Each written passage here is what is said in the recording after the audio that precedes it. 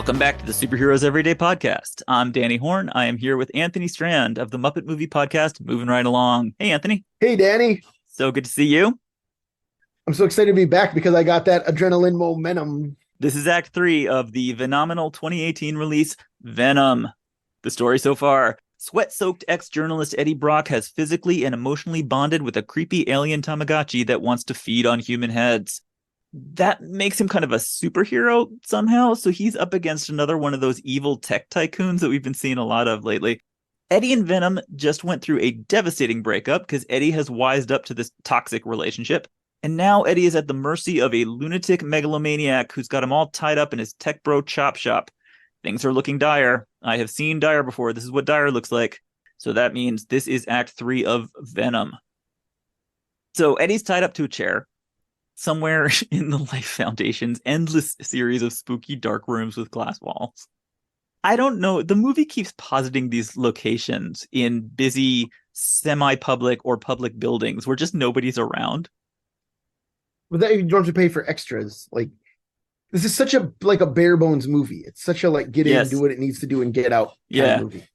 Well, and you need, even with the glass walls, you need nobody to be around because they're doing crazy shit, like A, killing people, and B, keeping Eddie tied up to a chair and torturing him. Right.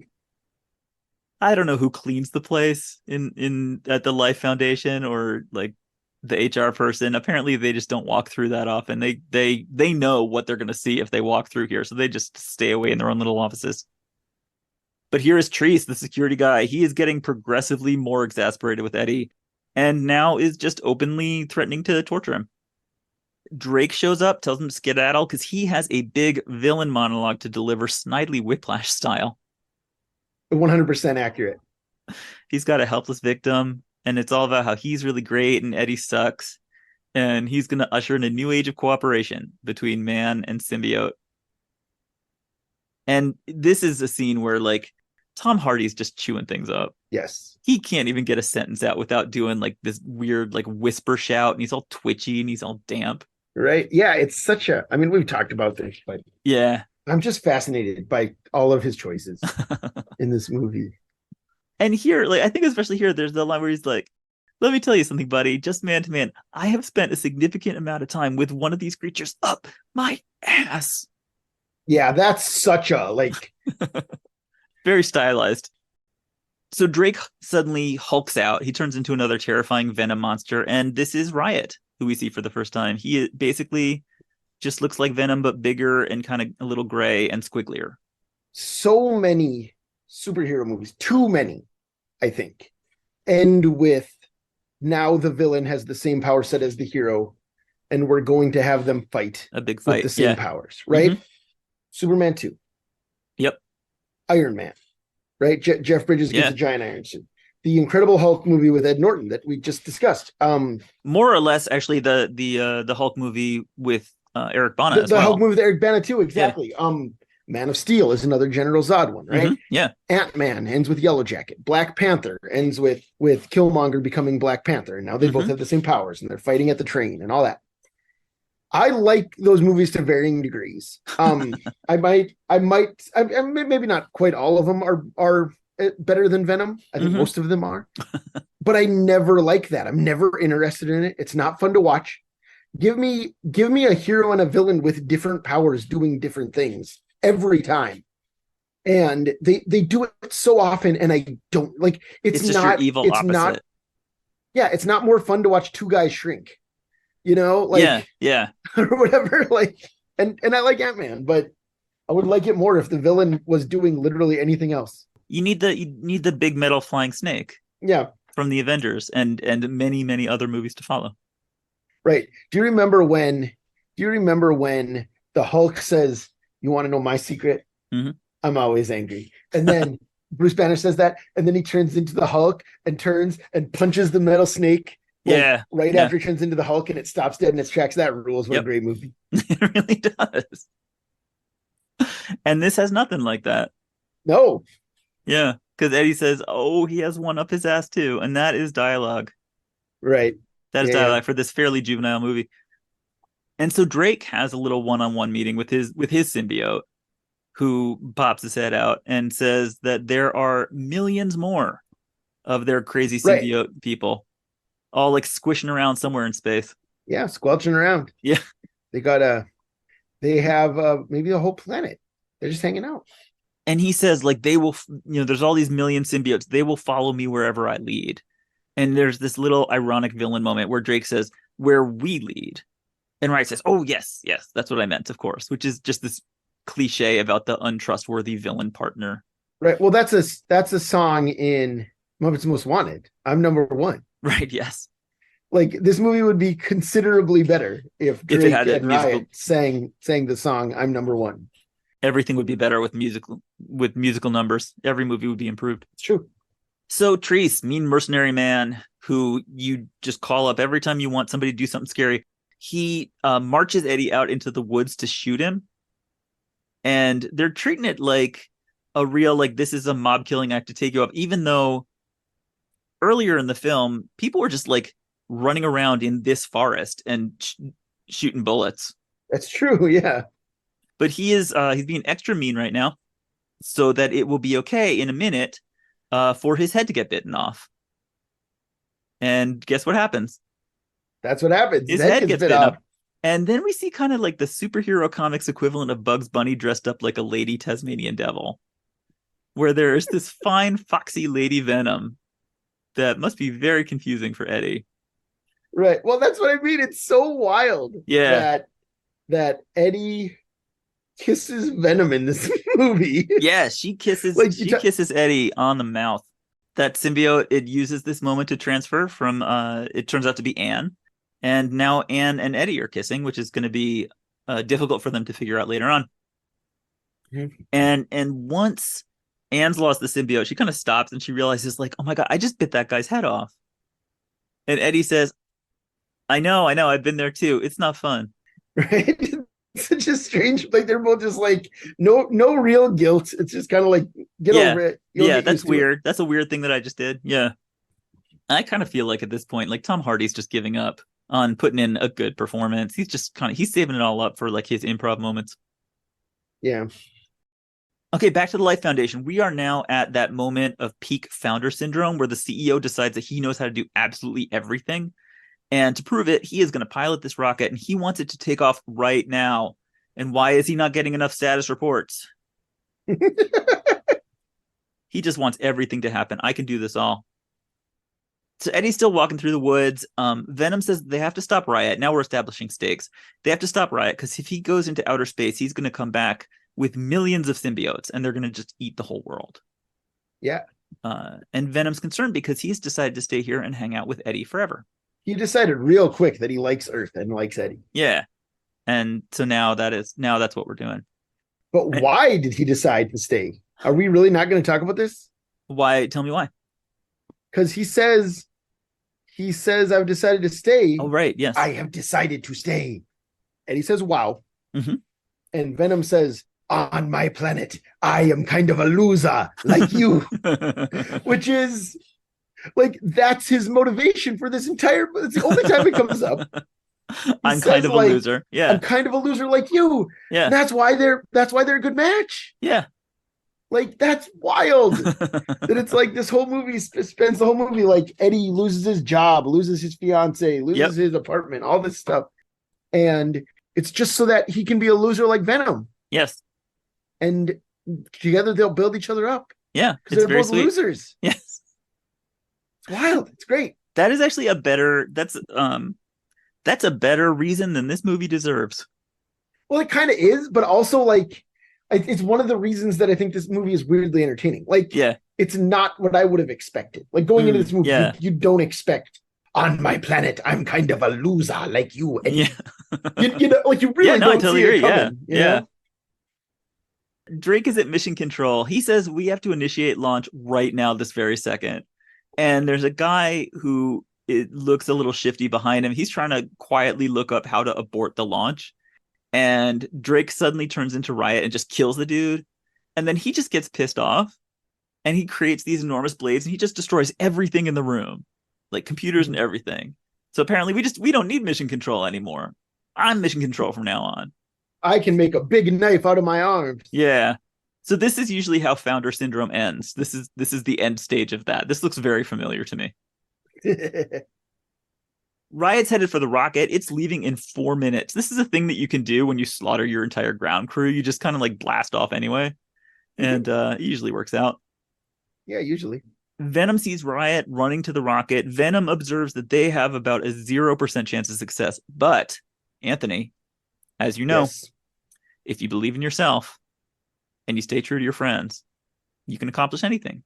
You can do it. As every movie has ever taught me.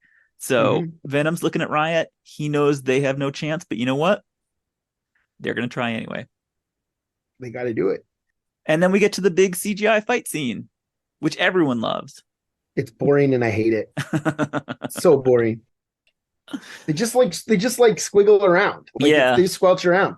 It's not fun to watch. It's not anything. Like when Venom and Riot are flying off of, because we can maybe set up the sound, I guess, first before I say that. I know. Yeah, I know what you're talking about. Venom and Riot are like flying off of Tom Hardy and Riz Ahmed's bodies. Right. Yeah, and it's just the four of them all kind of squelching. Yeah. And they just and look all mixed like a up. bunch. Yeah. Yeah, they look like a bunch of silly string. Yeah. It's not visually interesting at all. Yeah. Like I think it's just like, it's like we got to get this movie out by the release date. CGI just was rushed. You know what I mean? Like it's not good. I mean, it feels to me like it's that aesthetic of excess of like there can always be more. So it's just like more and more and more of this black stuff. And and just put so much of it on the screen to the point where it stopped. You're absolutely right. Like it just stops meaning anything. It's just incoherent. Yeah. Yeah. And it's not like this is that big of a deal. It's a SpaceX rocket. It's going to blow itself up anyway. Right. But we got to have this fight. So, it's just this big swirl of special effects. But Annie's in the control room all by herself. I imagine surrounded by the shredded, bloody corpses of the people who used to work there, but we don't see any of them. No pile of bodies. In this No pile of bodies, no pile of heads. Mm-hmm. And she plays feedback over the loudspeaker. She knows how to do this because she's a lawyer and she can do anything. Yep. And that kind of disables the symbiotes for a minute. And so now it's just Eddie and Drake fist fighting, trying to beat each other up. And Eddie kicks Drake off the platform, and then Riot appears, and he sticks a huge blade through Eddie's chest. It's too big of a knife, in my opinion. It's huge. Yeah. That knife did not need to be that big to get that job done. Does that offend you? No, it doesn't offend me. It's just wasteful. He should have saved some of that knife material. Yeah, he does actually just leave it in his chest and then walk away with like some of the squelch from his body is now just lost in somewhere else. It's gone, yeah. And so now Eddie is dead. He's been murdered. And if they hadn't already shown us that Venom could heal Eddie like 3 times by now, then maybe this would be an exciting moment. But as it is, you basically just like wait for 30 seconds. And, right, exactly. Drumming your fingers and saying like, okay, Venom, as soon as Venom comes, he's going to make this okay. And he does. Right. Well, so you know the critic Tasha Robinson? I do not. She's right for the AV Club, The Dissolve. Mm-hmm. She, I believe, termed this the Disney death, right? Because it's at the end of Beauty and the Beast, The Jungle Book. Right. So Tangled. There's so many of them where like somebody's going to die and then they don't, and that's the end. Yep. The ending is Snow White, of course, I guess is the classic, right? Right. Somebody dies and then they're like, oh nope, back to life, happy ending. Yeah, we just and superhero movies do it all the time. Action movies do it all the time, and it never means anything. Yeah, like you say, and especially here because literally we have seen it. We have seen this happen before in this movie. This movie, doing almost exactly this. Yeah. Right. You ready for the big finale? I sure am. All right, here it is. Venom takes that big blade that Riot stabbed Eddie with, and he jumps on the rocket, and Riot's in the rocket, and he goes, "Rah!" And he just uses that blade to slice through the fuel tank, and the rocket explodes, and Riot dies, and Drake dies, and Eddie falls, and they pretend that Venom is dying too. Yep. But again, we've been watching this whole movie, so at a certain point, we have stopped believing in their bullshit fake plot twist, because here's the Disney death for Venom as well, which comes like, I'm so glad I have this phrase now. It comes like 45 seconds after the last Disney death. Yeah, exactly. It's so dumb. Yeah.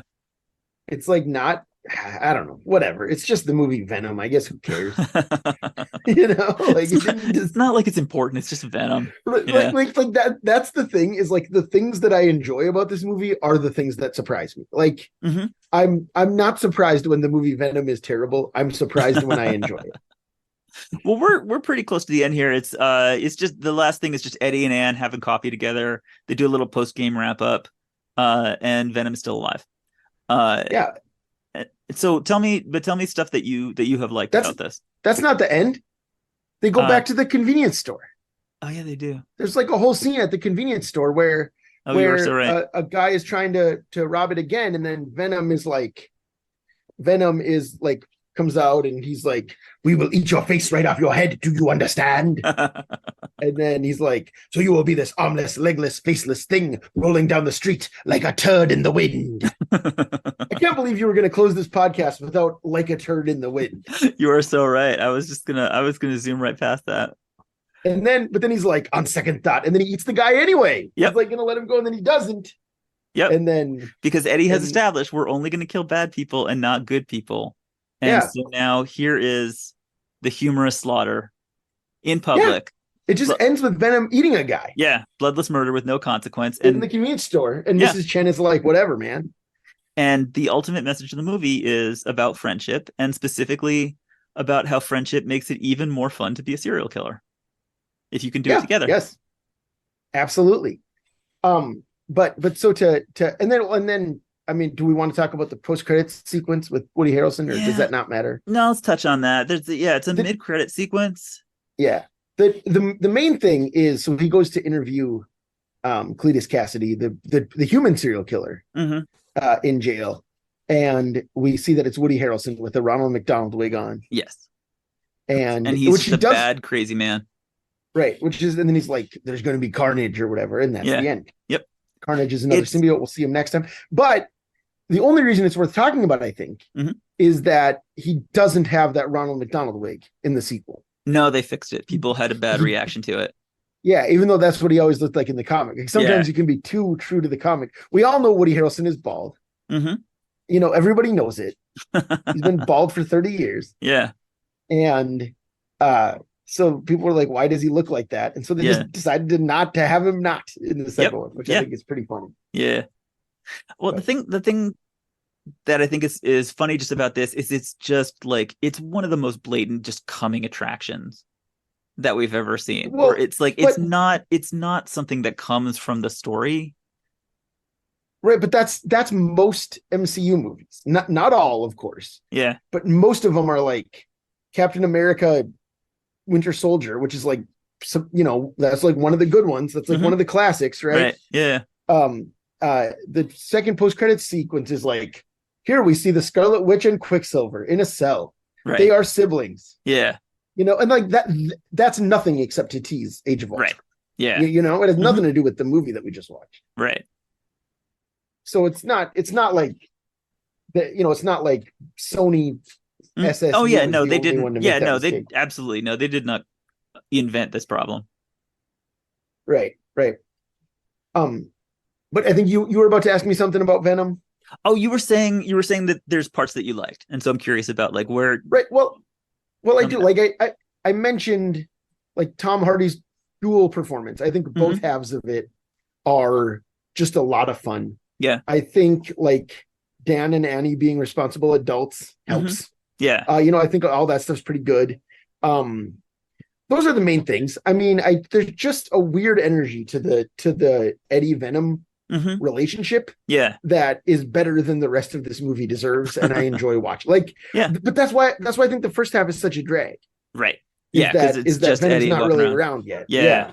Yeah. So my point is, I don't think Venom is like a classic that people need to run out and see. But I think like the fact that it's such a weird offbeat 90s throwback makes it more interesting than a lot of like, not, I mean, you know, people love to and when I say people, I mean like me. Intellectuals love to complain Yeah. that the MCU have like gotten too cookie cutter or Hmm. something.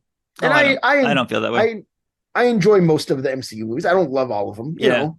I don't even like all of them, but I basically enjoy them. You know, I I see I all of them. I think there's a funny thing that goes around, which is this idea that in the MCU, the movie always ends up in a big fight. And that's a Yeah. problem. Right, right, And I'm like, what do you think superhero stories are about? right. No, no, no. They're I about agree. the big fight. If it just at the end of the movie, everybody just like sat around a table and talked things out. That's not what Right. I don't know what people want That would from be movies. well, that would be an episode of Star Trek: The Next Generation, Yes. which is fine. I love that. I love Yeah. Star Trek, but it's not really what you want from. From an action movie, you want Yeah, action at the end of the movie. right, Yeah. right. Which frankly is also why those Star Trek movies are all action movies and they don't really work. The next gen Yeah. movies. Yeah. But um, anyways, there is what I was going to say is that there is something to this being such a weird, Hmm. like distinctive, strange movie Yeah. that like makes all these often baffling choices Hmm. that an MCU movie would not make. Now, I'm not saying that I would rather watch this than Black Panther. I sure Hmm. wouldn't. Right. I think Black Panther is better in every way. But But this has Tom Hardy pouring frozen tater tots into his mouth. yeah, and And it's that is fun to look at. weird. Yeah. It's fun to look at. It's very memorable. You know, And I think that sometimes the Venom effect. Like I said that the car chase was boring, which it mostly is because there's not much to it. But that moment where he reaches out with the tentacle and grabs a lamppost and like does swings around. a cool like Yeah, drift around in the corner, like it looks amazing, and yeah, that's cool. it's the kind of thing that only would be in this movie. Right, right. So the director of this movie was Ruben Fleischer, Yeah. who had made Zombieland Hmm. several years earlier.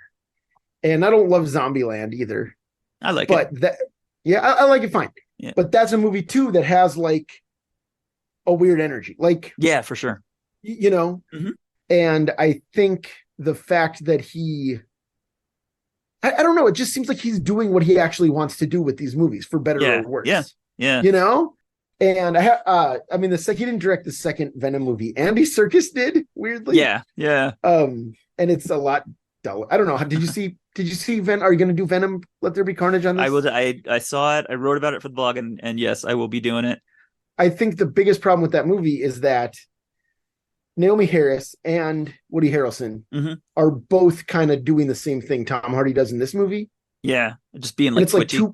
yeah, it's like too much twitchy weirdness. I think Yeah. Yeah. you know, It's mostly it is mostly for me about like just it's about like fluid tentacles and meat.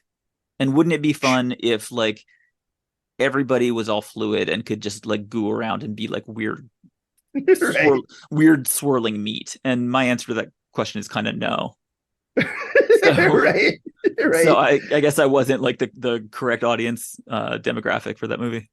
Right, for two, you mean for Yeah. Let There Be Yeah. Carnage? Yeah. Yeah. Well, I will say one huge thing in its favor Yeah. is that it's somehow even shorter than this one. That is true. It is 80. That thing is 85 minutes before credits, which is like, Is that right? Jeez. yes, it's so short, Yeah. and that's like unheard of for a Yeah. big studio movie now. You Yeah. know, even with credits, Carnage Especially is for a superhero movie. Yeah. right. Even with credits, it's 97 minutes or something. That's Like crazy. I'm gonna so have short. yeah. The whenever I do a podcast about it, it's gonna be like an hour long. Yeah, because I don't know. And but even that, like I just said, I don't like that movie as much as this one, which I don't like that much. But there's something like I'm glad they exist, and I'm glad that it's like Sony's going ahead with Yeah. this dumb, weird little corner of the universe. I don't know. I hope Michael Keaton is in Venom 3. We'll see. Well, I just want to talk about toys very briefly. Okay, great. The toys for this movie are interesting, I think, because they basically ignored the movie completely. Oh, is that And right? yeah, it's Hasbro. They just re-released a bunch of like Venom and Carnage figures that have like slightly different heads and hands than the So ones like that from the 90s, they'd like done the classic before. ones? Basically, yes. Because when you get right down to it, it turns out there's not that much that you can really do with a plastic Venom figure. Like the whole Right, point because he of can't. Venom is he doesn't stay still. He's always like flowing around and changing and extruding parts of his body. And so if you're trying to capture that in plastic, it's going to end up being pretty basic. Yes. So one thing that I'm learning as I'm doing these episodes is what it looks like when the toy company has no faith in the movie.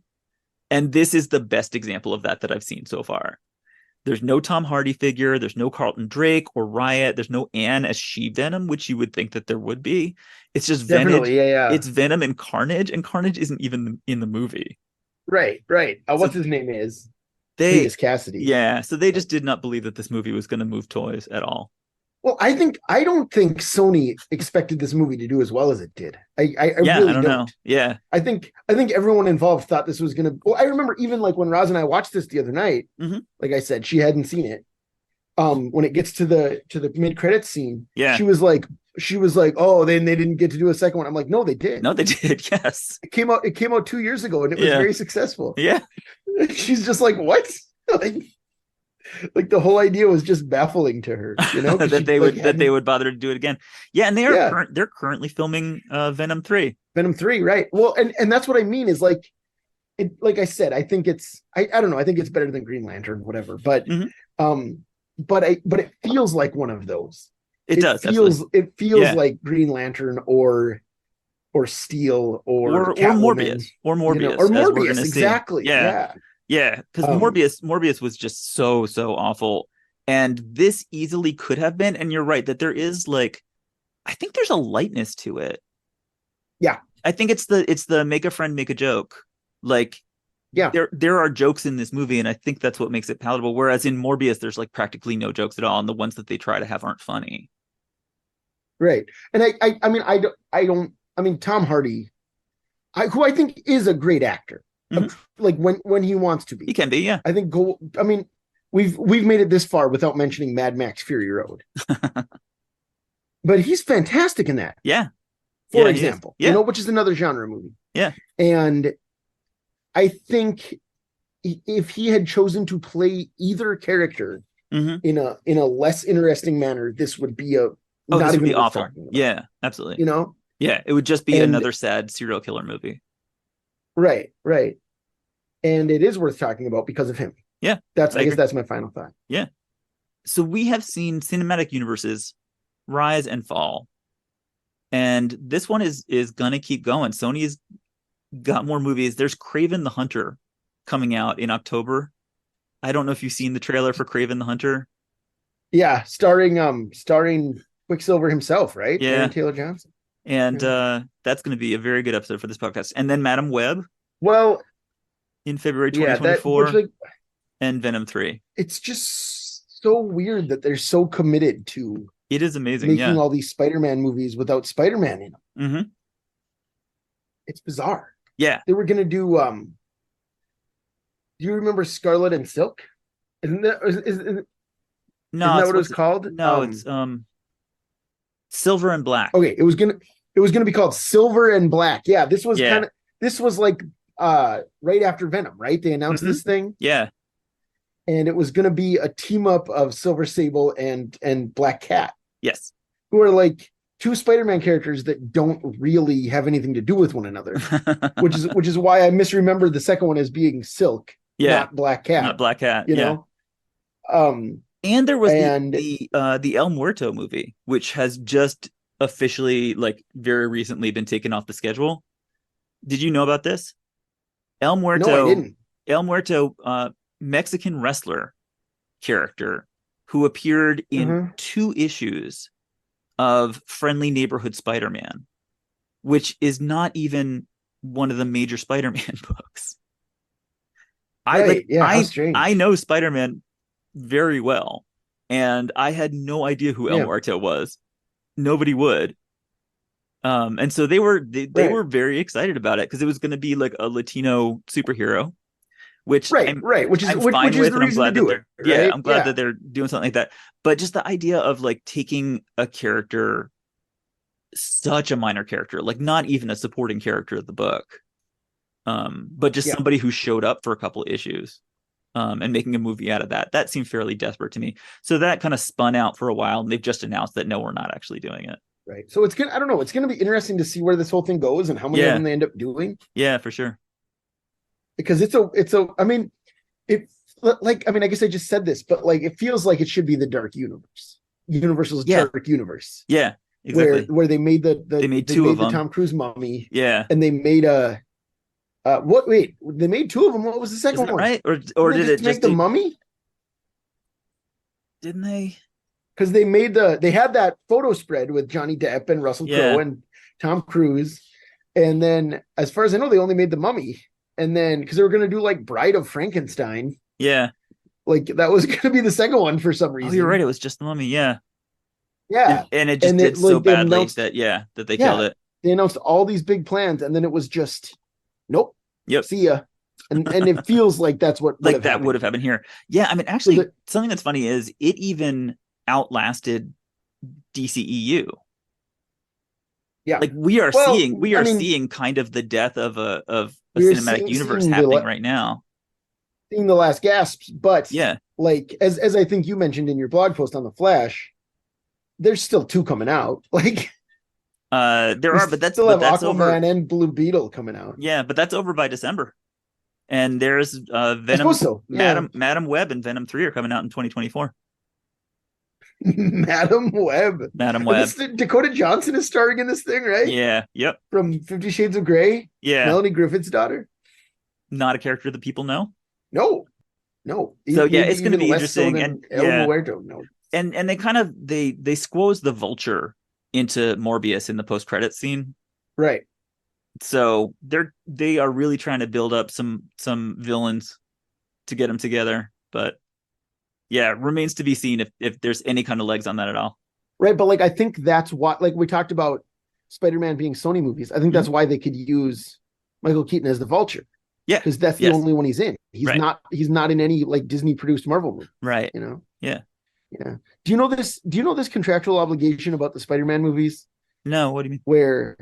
Where part of them getting to use Spider-Man in the MCU and setting these Spider-Man movies in the MCU was that all of the Spider-Man movies have like contractually have to feature like MCU star as like a prominent supporting character. Oh no, which is why we have Tony Stark in the first one, Nick Fury in the second one, and Doctor Strange in the third one. Oh, I did not know that at all. Yeah, that's true. Yeah. Yeah, no, that totally makes sense. Yeah. They can't make a Spider-Man movie without like another a strong connection. Disney owned Marvel star. Yeah. That's so funny. Because they really want to make sure that connection is tight. Mm-hmm. And I think that's why like they can't have Tom Holland pop up in a cameo. Right. Yes. Because then it would be a Spider-Man. Right. You know? Yeah. Anthony Strand, thank you so much for coming on the show. Yeah, thank you for having me. It's the best. I love it. Yeah, I love talking to you, and this was super fun. Where can people find you on the internet? So I'm mostly off of public social media these days. That you can always find me at toughpigs.com, a Muppet fan site that was founded by one Danny Horn. Yes. And I write for them sometimes, and I co-host a podcast for Tough Pigs called Moving Right Along, a Muppet movie podcast. And on that show, we watch the Muppet movies 2 minutes at a time. Mm-hmm. We've done the first 4 movies. Danny's been on multiple times. Yeah, I don't know. Yeah, 15 times probably or something. Yeah, and I'm always happy to be there. Episode wise, when we're always happy to have you. Yeah. We are between seasons right now. You've just finished like your fourth major season, which is Muppet Christmas Carol. Right. You just closed that up. Muppet Christmas Carol. Right. Yeah. So we'll be back sometime to do Muppet Treasure Island. Hooray. Which is next. Which I know. Which I know you do not like. It's my least favorite Muppet movie. Yeah. But I'm excited to talk about it. I think it'll be fun to do. And if you're listening to this and you're a Muppet fan, come check out our show. Yeah. If you're listening to this and you're not a Muppet fan, thank you. Just listen to the ones with Danny in them. But yeah, so that's mostly where you can listen to my podcast. Fantastic. Right, I hope that people will. For more comedy about the history of superhero movies, you can go to the blog at superheroeseveryday.com. If you like the show, please leave a review, or you could reach me on Twitter, Facebook, or on the blog. It would be great to hear from you. Also, please tell people about this. The number of people who currently know about the show is like 0% of the population. So you are a rounding error. If you can help me out with that, tell your friends that it's a fun show. And here's what's coming up in the next episode. Next week, Evan Brady joins me to talk about the 2016 Festival of Self-Sabotage, Suicide Squad. He is actually, I think, the one character who has something like a character arc. If a character arc is like he has a feeling now and then later on he has a slightly different feeling. I'll have plenty of complaints about Leto's Joker, but his gang seems pretty fun, right? And there's a little discussion between sister and brother in some made-up language about why humans don't worship them like gods anymore. And the answer to that question is because you're ridiculous and you look terrible. Who would worship these people like gods? There is no actor who is less method than Will Smith. Yes, that is true. And he crushes it in every scene of this movie. Yeah. So I think You're there's right. I think there's a flaw in the method. Yeah, that's a good call.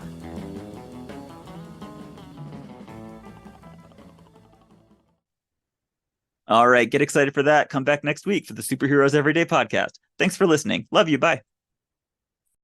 You come in here again. In fact, you go anywhere in the city preying on innocent people, and we will find you and eat both your arms and then both of your legs, and then we will eat your face right off your head. Do you understand? Please. Yes. So you will be this armless, legless, faceless thing, won't you? Rolling down the street like a turd in the wind. Do you feel me?